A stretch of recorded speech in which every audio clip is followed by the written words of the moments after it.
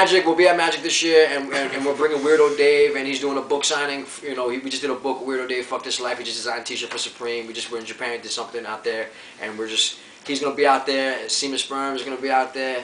I'm gonna be out there, and you know, some real fucking New York street motherfuckers. When people call it streetwear, it's kind of like, you know, kind of. What did you call it? You had a better one back in the day. Oh man, I can't remember. You had a funny one. I have so many ideas of what this business was about, man.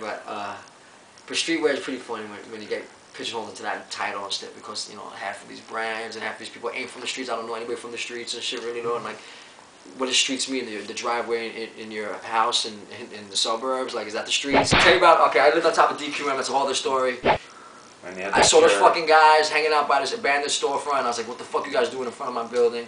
And they go, oh, we're just hanging out. I was like, if you guys open up a store, man, I'm gonna be so fucking mad. And then sure enough, these guys opened up a store, and they drove me out of my own block. Because I was like, fucking streetwear followed me all the way home.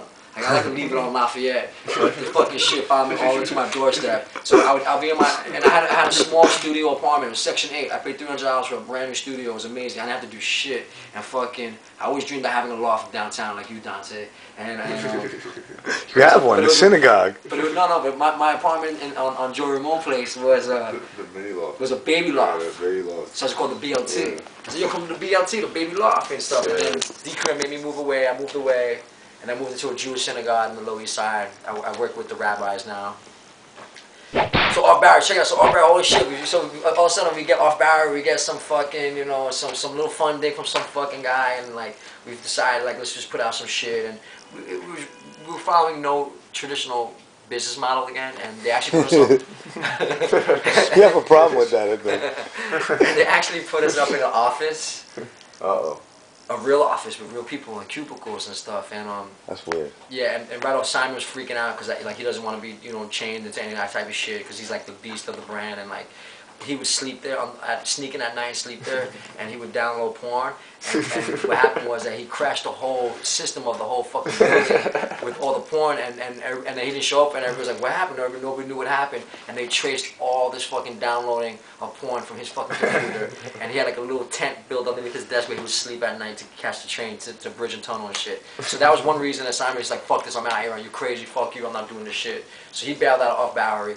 I had so many other guys still hanging around, but we had an office, a corner office, and we would just throw apples at each other. We'd throw airplanes out the window. Like, we were seeing how much we could get away with in a real office. So off Bowery is this crazy thing that comes around, you know. And I was telling Dante earlier, I was like, you know, like Dante made like that one record that was like, you know, you can't get it. Off Bowery to me, you know, that like White's label, like East Side. So you know, off Bowery, look, some good things came out on off Bowery, man. So when we had the rec center and stuff, and you had the stuff at the church. You know, showed the MASH movie, that was sick. All that kind of stuff. We were doing good stuff about that time, 100%. And I feel like, you know, anybody that was up on it, and you have a piece of that product, it's not that it's gonna be worth something. It's gonna be worth shit. Go use it in your bathroom, clean your windows with it. But I'm saying just like to have a piece of thing like that, like an artifact, a cultural artifact, like my man Semen Sperms and Dante Ross. So it's done. It's finished. Off Bowery's done. Yeah, that's it.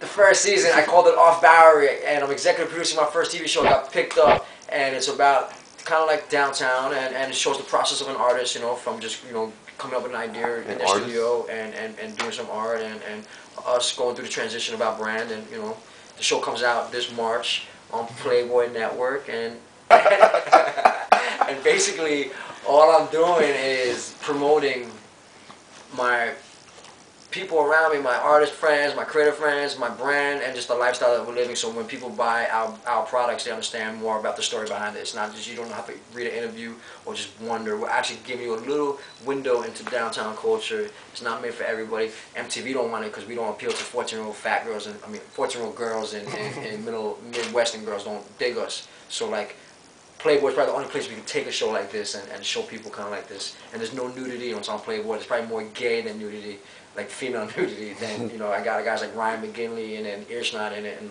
you know, these guys are legendary. Who else is in the show? Guys.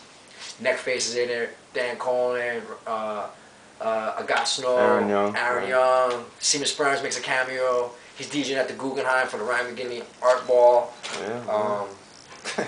He don't know. Nobody knows because I kept the secret. What? I had a secret camera. I always, you know, it was a certain point when I was doing a reality show was my friends wouldn't even stop wanting to hang out with me because they always think I was wired. We had bad news. We were definitely like, you know, I just got out of rehabilitation, you know, like I blew out my knee. You know, Simon fucking, like, what happened? How's your sports career end? Got caught in the girls' locker room. How did it end? You know, we're making our comebacks now. You know, You're on the injured reserve for a while? well, you know, we like the people to think that. We like the rumors to take over. We love rumors. Without rumors, there's no truth. And the rumors, you know, I used to sit back and watch the rumors, and, you know, I don't get freaked out too much about that shit, but I enjoy watching it, and, you know, here we are. It's just, you know, we're finally going to resurface again. The underground is gonna hit the commercial. You gonna be like comeback player of the year? Yeah, I think so. I think I'm gonna have it this year. I think I'm gonna get a trophy, like a pile of shit. You know what I'm saying? Like, and hopefully it has coin in it. You know, like, because I'm Acorn, the whatever.